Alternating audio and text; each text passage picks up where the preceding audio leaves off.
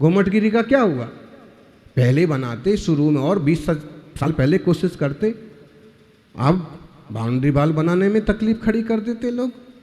मौके पर सबसे पहले जब आप घर के लिए कोई जगह खरीदते हैं ना, तो सबसे पहले क्या करते हैं? सबसे पहले क्या करते हैं?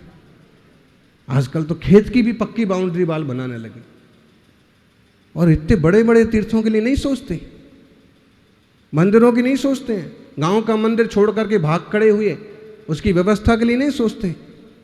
सोचना पड़ेगा, करना पड़ेगा, तो ये संस्कृति, ये तीर्थ जीवंत रहेंगे। वरना दूसरों को क्या दोष दो? खाली घर, चोरों का डेरा। अब चोर आके बैठ गए, अब तुम कहोगे हाय हाय हाय लूट लिया, तो घारी छोड़ा क्यों खाली? ताला क्यों नहीं लगाया? व्यवस्था क्यों नहीं बनाई? खुद का फोकस होना चाहिए ज्ञानी। उस पवित्र भूमि के दर्शन के लिए बड़े बूढ़े तक चढ़ते हैं 10,000 सीढ़ियाँ, और जब उनको वहाँ पर माथा ढोकने में भी लोग उंगली करते हैं तो बड़ी तकलीफ होती है। जय बोलने के लिए मना करते हैं तो बड़ी दिक्कत होती कि हम इतने किलोमीटर से इतनी सीढ़ी चढ़ के आए और यहाँ हमारे साथ ऐसा व्यवहार होता है। जो भी है, क्योंकि हम विरोध और विद्रोह करने वाले लोगों में से नहीं हैं, फिर भी निष्ठा से, प्रज्ञा से, शक्ति से अपने धर्म, तीर्थ और जिनालयों का संरक्षण करें, संभाल करें। समाज के संरक्षण में आपका योगदान जरूर होना चाहिए। वैराग्य हो गया, सौरीपुर में जन्मे, कई लोग मानते हैं द्वारिका में जन्मे। हुआ ऐसा था कि सौरीपुर छोड़ना पड़ा था। नारायण कृष्ण का एक नाम आता है रणछोड़ राय। क्या नाम आता है? रणछोड़ राय। रण एक बार छोड़ना पड़ा था। कभी कभी वक्त ऐसा आता है कि नारायण को भी मैदान से हटना पड़ता है, और उसी में बुद्धिमानी होती है। जबरदस्ती भिड़े रहोगे तो और ज्यादा नुकसान उठाओगे। तो हमको भी कभी कभी रणछोड़ राय बनना पड़ता है, जैसे अभी जैन समाज बना हुआ है। आएगा कोई वक्त, फिर सूरज उगेगा, फिर फूल खिलेंगे। जो भी है, तो हुआ ऐसा था कि वो मैदान जरासंध के भय के कारण से वो मैदान, वो राजगृही और सारा सौरीपुर और प्रांगण छोड़ करके उनको पश्चिम की तरफ जाना पड़ा। और नारायण का पुण्य, अपार पुण्य था। समुद्र में रचना हो गई 12 योजन द्वारिका की, वैभव पूर्वक बस गया पूरा का पूरा यदुवंश। पुण्यात्मा को कहीं कमी नहीं आती है।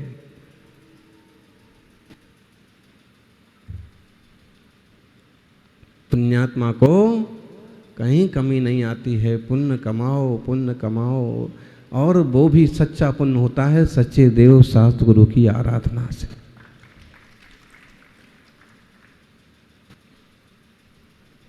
समय कम है तो यात्रा के लिए भले हो हेलीकॉप्टर रख लिया कि इससे समय बच जाएगा, लेकिन भगवान की पूजा में समय की कटौती नहीं होना चाहिए। आजकल के मोहियों का हाल देखो, उनके माँ बाप को भी हार्ट अटैक आ जाए ना, फिर भी अगर वो किसी छोरी या छोरी पर फिदा हो गए तो माँ बाप मरें तो मरें, लेकिन वो उसको नहीं छोड़ सकता। ऐसा होता है, बोल देते हैं मम्मी पापा को, हाँ मैं तो शादी होगी तो उससे होगी, चाहे हो लंगूर क्यों ना हो। क्या करें, मोह ऐसा। और ये कितना गजब का विवेकपूर्ण उदाहरण कि पशुओं का दुख भी वो नहीं देख पाए, और अंततः उनने राजुल को ही समझा दिया कि जहाँ ऐसा हिंसा है, जहाँ इस तरह का विवाह है, जहाँ इस तरह से पशुओं की बलि दी जाने वाली है, वहाँ मैं ये किसी तरह के संसार के मोह के संबंध को स्वीकार नहीं कर सकता। आजकल जिन फैशन परस्त लोग कई ऐसे दुर्बुद्धि पैदा हो गए जैनों के घरों में भी कि शादी है तो बोले दोस्त आएंगे शराब का भी काउंटर लगाओ। हमारे ऐसे दोस्त भी हैं जो गंदा खाते हैं, उनको गंदे की व्यवस्था कर लो, मच्छी मांस भी मंगवा लो। आप ढूंढने जाएंगे तो 1000 में लाख में एक तो मिल ही जाएगा इस तरह का बेवकूफ़। कहाँ तो अच्छे खासे माहौल में जहाँ आपको स्वतंत्र रूप से धर्ममय जीने का अधिकार है, वहाँ तुम इतना कंट्रोल नहीं कर पाते हो कि जो कुछ होगा हमारे हिसाब से होगा, हमारी रीति नीति से होगा, हमारी संस्कृति होगा, हमारे पुरखों के हिसाब से होगा। आपको आना है तो आओ, नहीं आना तो मत आओ। भोजन दिन में ही होगा, भोजन शुद्ध ही होगा, पीने के लिए प्राशुक शुद्ध पानी मिलेगा। ये बोतल्स और ये और सब यहाँ पर व्यवस्था ऐसा होना चाहिए। क्या होगा? 2 पैसे ज़्यादा खर्च होंगे। आजकल वो बैठ कर के भोजन कराने की पद्धति तो खत्म हो गई। सबको प्लास्टिक की पत्तलें पकड़ा देते हैं और वो अपना अपना चाटते हैं। और ये गजब की बात, आदमी को बेइज्जती महसूस नहीं होती। 20 साल पहले अगर आप ये सिस्टम करते ना कि प्लास्टिक की पत्तल रख दी और खाना अब सब खाओ, लोग गाली दे के जाते, लेकिन आप चाट के जाते। ये बहुत बड़ी बेइज्जती है, उठाओ और खाओ। पहले परोसगारी होती थी और सब परोसने के बाद कहीं कहीं तो शुद्धि तक बोलते थे गृहस्थों में। मन शुद्धि, वचन शुद्धि, काया शुद्धि, सब पंचों से निवेदन है कि भोजन। राजस्थान के कुछ हिस्से में तो 105 लिखते हैं पंचों के लिए, जैसे छुल्लक जी के लिखते हैं ना 105, पंचों के लिए 105 लिखते। उसका मतलब है एक सम्मान, बहुत ज़्यादा सम्मान। व्रती जैसे लोग आएंगे, त्यागी जैसे लोग आएंगे, बड़े बुजुर्ग आएंगे। पंच तो ऐसे ही होते थे, अब तो पंच कोई भी बन जाता है। जिसका आचार विचार सही नहीं है उसको जैन मंदिर की किसी पंचायत में शामिल नहीं होना चाहिए। जिसका आचार विचार सही नहीं है उसको किसी की कमेटी में, तीर्थ क्षेत्र संबंधी कमेटियों में भी शामिल नहीं होना चाहिए। आप घर में कैसे रहो लेकिन धर्म को मत लजाओ। पशुओं के कष्ट मिट जाएं, इसलिए उन्होंने सब कुछ छोड़ करके और वैराग्य लिया। पशुओं के कष्ट मिटे सो मिटे, लेकिन उन्होंने अपने सारे कर्मों को नष्ट करके अपने क्लेश हमेशा के लिए मिटा दिए। गिरनार के महीने, 1.25 महीने के प्रवास में 2-3 बड़ी घटनाएं भी घटी। बहुत बार जंगल में ही ध्यान करने का मौका भी मिला और शेषावन में भी ध्यान चिंतन का मौका मिला। आज भी वहाँ ऐसे प्रशस्त परमाणु हैं। और जैसे जैमी कहाँ बैठे, पहली टोंक पर जहाँ तक राजुल पहुँच गई वहाँ नहीं बैठे, वो चौथी और 5वीं टोंक पर चढ़ करके ध्यान में बैठे। दीक्षा जो हुई वो शेषावन में हुई, एकदम अपोजिट। पहली टोंक से एकदम दूसरे ही दिशा में 5-7 किलोमीटर का अंतर हो जाएगा। मतलब तुम्हारा वैराग्य तुम्हारे पास, हमारा वैराग्य हमारे पास। जब वैराग्य ही है तो वैरागी की तरह ही तब करना है। कोई ये हिसाब लगा ले कि वहाँ भी वो बातें करते होंगे, वहाँ भी रोज़ दर्शन करने पहुँच जाते होंगे। जिन्हें अपने सारे कर्मों विकारों का नाश करना हो, ये सब झंझट पालते ही नहीं है। वो तो सीधा मौन दीक्षा के साथ ही जो संवाद हैं नेमी और राजुल के, वो दीक्षा के पहले ही के हैं सब। कि वो जंगल में जाते चढ़ते चढ़ते मिल गए, राजुल चरणों में पड़ गई, आग्रह किया, फिर प्रश्न उत्तर हुए, उसी तरह के रूपक बनाए गए। बाकी और मालूम है स्वार्थ कितने खतरनाक होते हैं। धन संपत्ति का लोभ लालच कैसा होता है, वो नारायण को भी भ्रम में डाल देता है। जबकि मालूम है कि होनहार तीर्थंकर हैं और बैरागी बनेंगे, जाएंगे, लेकिन फिर भी बड़ा मुश्किल है पहचानना। तो छोड़ दे कोशिशें इंसानों को पहचानने की, तू छोड़ दे कोशिशें इंसानों को पहचानने की। यहाँ ज़रूरतों के हिसाब से सब बदलते नकाब हैं। यहाँ ज़रूरतों के हिसाब से सब बदलते नकाब हैं। अपने गुनाहों पर 100 पर्दे डालकर हर शख्स कहता है जमाना खराब है। अपने गुनाहों पर 100 पर्दे डालकर हर शख्स कहता है जमाना खराब है। कृष्ण जी भी नहीं चूके तो आज के आदमी की तो क्या बात करें। जो भी है हम ये कहेंगे होना जो था सो हुआ, श्री कृष्ण जी का क्या दोष, बात ठीक है, लेकिन रचाया सब किसका था? हैं? वो जो एक प्रसंग आता है कि सत्यभामा,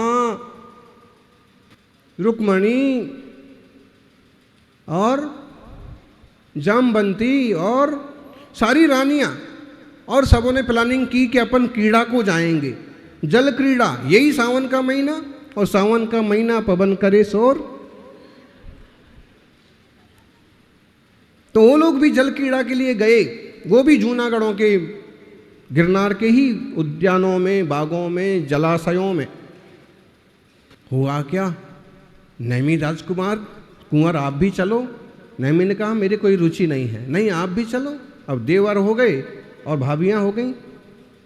नैमीनाथ और कृष्ण भाई, कृष्ण जी उम्र में बड़े थे, नैमीनाथ उम्र में छोटे थे, लेकिन फिर भी नैमीनाथ तो सबसे बड़े भाई के बेटे थे और कृष्ण सबसे छोटे वसुदेव के बेटे थे, लेकिन भाई तो थे, प्रेम भी बहुत था। भाभियों ने कहा चलो, ले गई भाभियाँ। वहाँ हुई जल क्रीड़ा हुई। नैमीनाथ अपने ढंग से, अब गृहस्थ है तो गृहस्थी के ढंग से ही रहेंगे ना। और जब नहा धोकर के सब खेल कूद के बाहर निकले तो उनने अपने कपड़े भी दे दिए सत्यभामा को। भाभी जरा इन्हें निचोड़ देना। होता है ना घर में, ऐसे ही व्यवहार चलता है, ऐसे ही प्रेम चलता है, ऐसे परिवार चलता है। लेकिन सत्यभामा तो महाअहंकारी। सत्यभामा ने कहा कि तुम्हारे कपड़े, तुम्हें ज़्यादा कपड़े न चढ़वाने का शौक है तो शादी क्यों नहीं कर लेते। ये जो मातृवर्ग है ना, इनकी पूरी शक्ति में से आधी से ज़्यादा तो जीभ पर ही रहती है। कब क्या बोल दें, कब क्या पटाखा छोड़ दें, पूरे घर में आग लग जाए। कब अंधों के अंधे होते थे। अरे भाई जरा इसको संभाल लो थोड़ी देर के लिए। तुम्हें ज़्यादा शौक है कपड़े न चढ़वाने का, इतनी सी बात थी, निचोड़ देते। वैसे भी होनहार तीर्थंकर, नहीं तुम्हारे देवर हैं, नहीं तुम्हें ज़्यादा शौक है तो शादी क्यों नहीं कर लेते। जामवंती ने कहा कि लाओ कुंवर जी मैं निचोड़ देती हूँ। लेकिन कुंवर जी तो कुंवर जी एक बार अब फिसल गए। योग संयोग होता है। ऐसा आक्रोश आया कि मतलब इतना सा काम करने के लिए इतना नाक भोचड़ाना। वो गुस्से में जब उसने कहा ना, जानते हो मेरे पति कौन है? चक्रवर्ती हैं, अर्ध चक्रवर्ती हैं, चक्र चलाते हैं, नाग सैया पर विश्राम करते हैं, 5 जन शंख फूंकते हैं, दुनिया का सबसे शक्तिशाली पुरुष मेरा पति है, और तुम्हारे कपड़े धोऊं? उनको बहुत गुस्सा आया। अच्छा इतना है? तो कहते हो जाकर के एक झटके से सत्तागार में पहुंच गए, नाग सैया पर चढ़ गए, चक्र पांव के अंगूठे से चला दिया, और जो मुंह से फूंकते थे शंख नारायण, वो शंख उन्होंने नाक से फूंक दिया। जो चक्र वो इस उंगली से चलाते थे उसे उन्होंने छोटी उंगली से चला दिया। ये सब कोलाहल जब हुआ जोर का, तो कृष्ण ने पूछा हुआ क्या है? तो कृष्ण जी पहुंचे दौड़े दौड़े कि मामला क्या है। देखा कि ये तो नैमिनाथ नाराज होके बैठे। बड़ी मुश्किल से मनाया, लेकिन मन में ये हो गया कि इनके जैसे शक्तिशाली के रहते हुए मेरा राज्य जो है वो निष्कंटक, कब ये नाग सैया पर चढ़ जाएं और कब ये चक्र उठा लें। चक्र जो मेरे अलावा कोई छू नहीं सकता, वो इनकी छोटी उंगली पर नाचता है। ऐसे ही एक प्रसंग और हरिवंश में आया कि चर्चा चलती है सबसे ज़्यादा शक्तिशाली कौन है, तो कई लोग कहते ताऊ भैया बलभद्र सबसे ज़्यादा शक्तिशाली है। बहुत लोग कहते हैं कृष्ण जी बहुत शक्तिशाली हैं, बहुत लोग कहते हैं भीम शक्तिशाली है, लेकिन जब कहते हैं बलभद्र जी कि देखो हमारे आपके बात करने से कुछ नहीं होता है, वो जो चुपचाप बैठे हैं ना, जो सबसे छोटे हैं, वो नेमिनाथ सबसे ज़्यादा शक्तिशाली है, उनकी उंगली भी कोई नहीं मोड़ सकता। और कहते हैं जब इसका परीक्षण हुआ, और नारायण भी जब नहीं जीत पाए, तो फिर निर्णय हुआ, निश्चय हुआ कि उनके रहते राज्य करना, फिर इनका कुछ ना कुछ ऐसा निमित्त बनाएं कि वैराग्य हो जाए। और क्या बनाया फिर? पूरा होनहार थी, नौ भाव की उनकी चली आ रही थी जोड़ी, और उसी जगह जूनागढ़ की राजकुमारी से ही उनका संबंध बिठाया, बैठ गया, सारी चीज़ें हो गईं। लेकिन बाद में क्या हुआ सबको पता है। युवाओं, हम नेमिनाथ के चरित्र से वैराग्य सीख जाएं, बहुत अच्छी बात। वो ना सीख पाएँ तो इतना ज़रूर सीख लें कि हमारे कारण से अगर पशु पंछी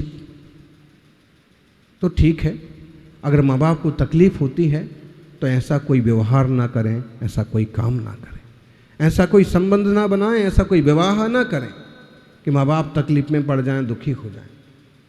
और राजुल से सीखो कि एक बार प्रण लिया, एक बार मान लिया तो मान लिया, अब कोई दूसरे को हम अपने मन में नहीं बसा सकते। मातृशक्ति ये भारतीय है, संस्कृति है। यहाँ तलाक, उठा पटक और भागने के लिए कोई जगह ही नहीं है। रिश्तों में आपस में इतना विश्वास रहता है कि दूसरा खाता नहीं होता है, परिवार का एक ही खाता होता है, मुखिया का। बैंक में नाम एक ही चलता है, मुखिया का। इतना आपस में विश्वास और प्रेम होता है। जो भी है, नेमी और राजुल का चरित्र संयम की, साधना की, धैर्य की, प्रेम की, प्रीति की और वैराग्य की बहुत श्रेष्ठतम शिक्षा देता है। हम उनके इस पवित्र नेमी स्वामी के इस जन्म कल्याणक और तप कल्याणक की मंगल वेला में आत्म कल्याण की भावना करें। साल में एक आध बार गिरनार जी दर्शन को जरूर जाएं। जिस ढंग से, जिस रीति से दर्शन हो पाएँ, शांति से हो पाएँ, बिना चढ़ाई हो पाएँ, तो भी एक बार उस भूमि का स्पर्श करके अपने चित्त को पवित्र जरूर करें। पहली टोंक पर बहुत सुंदर बड़ा जिनालय है, आराम से वहाँ तक तो पहुँच ही सकते हैं, बैठ ही सकते हैं, भक्ति कर सकते हैं, किसी से कोई झंझट नहीं, अपने रास्ते जाओ, अपने रास्ते निकल जाओ। तो इस तरह से तीर्थों के प्रति आपकी, हमारी सबकी भक्ति और सेवा बनी रहे। और प्रार्थना करें कि हमारे तीर्थ सुरक्षित रहें, तीर्थंकरों के चरित्र हमें भी सन्मार्ग पर बढ़ने की शिक्षा देते रहें। सारा जंजाल छोड़ करके जैसे शुद्धात्म स्वरूप को पाने का उन्होंने पुरुषार्थ किया, हम भी करें। जय बोलिए नेमिनाथ भगवान की।